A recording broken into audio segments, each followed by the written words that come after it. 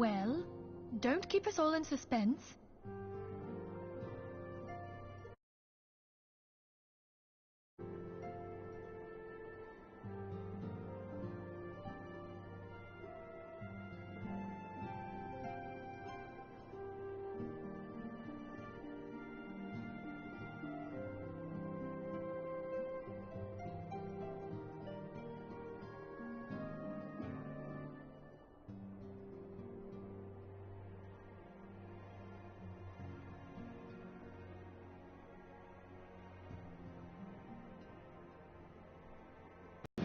So, an Arcean is an immortal because its soul doesn't return to the ethereal realm when its host is defeated.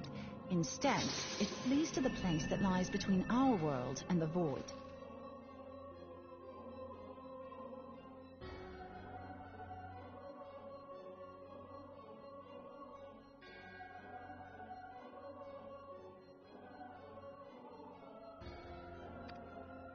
Therefore, the first step to permanently defeating an Arcean is preventing its soul from making this journey. And if you recall, when we last gathered here, I had verified that white auracite has adequate capacity to entrap the beings, albeit only briefly. Which left the small matter of their extermination. Aye. To unmake an Arcean soul, one must needs smite it with a concentrated burst, or blade, of purest ether. Short of experimenting on an actual Arcean, you see, there's no way to gauge how much ether its soul is made of. As such, we don't know what etheric density our blade needs to have in order for it to work. So we'll just have to make the densest blade we can and hope for the best. Hang on a minute.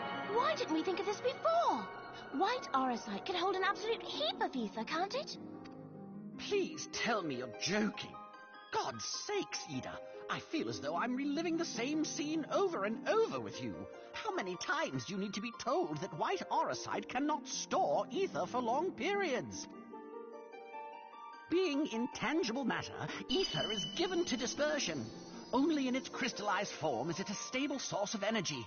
I will test you later on this, so see to it you do not forget. Right, yes. It's all coming back to me. So our hopes rest on good old crystals again, do they? While they are certainly reliable, they leave something to be desired in the area of portability. Indeed. I am reminded of the quantity of corrupted crystals required to thwart Leviathan, and the extraordinary lengths to which the Laminsons went to transport them. What?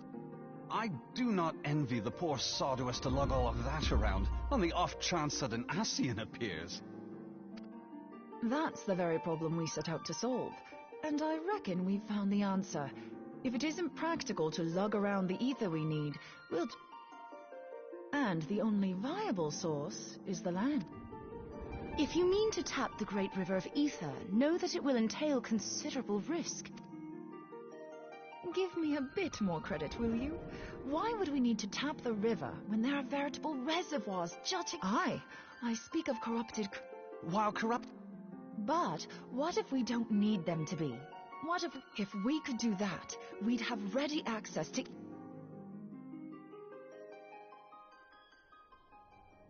I've yet to put my theories to the proof, but I've got a good feeling about this. If no one has any objections, I'd like to see where this... If you think it worth your while, you have my blessing. But tell us, what are your theories? I, for one, am most eager to understand the process, however vaguely. I thought you might say that, but no one wants to listen to boring old theories all day, do they? I know I don't. So with your permission, I'd like to try something a bit more hands-on.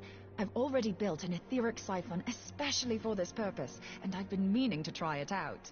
Thing is, the profusion of corrupted crystals in Mordona makes it something of a high-risk testing ground.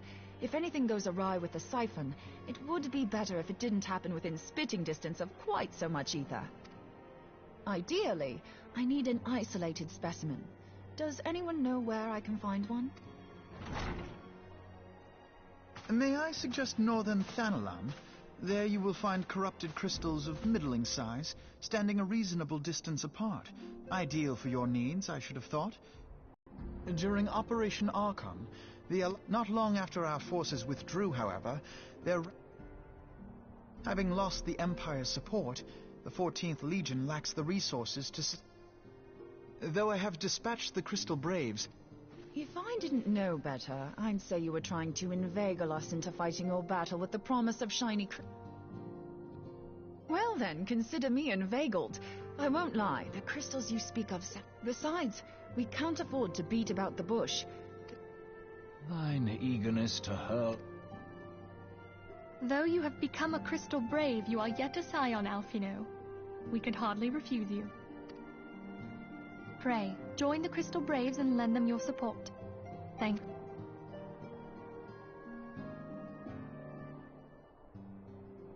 Ida and Yashtola.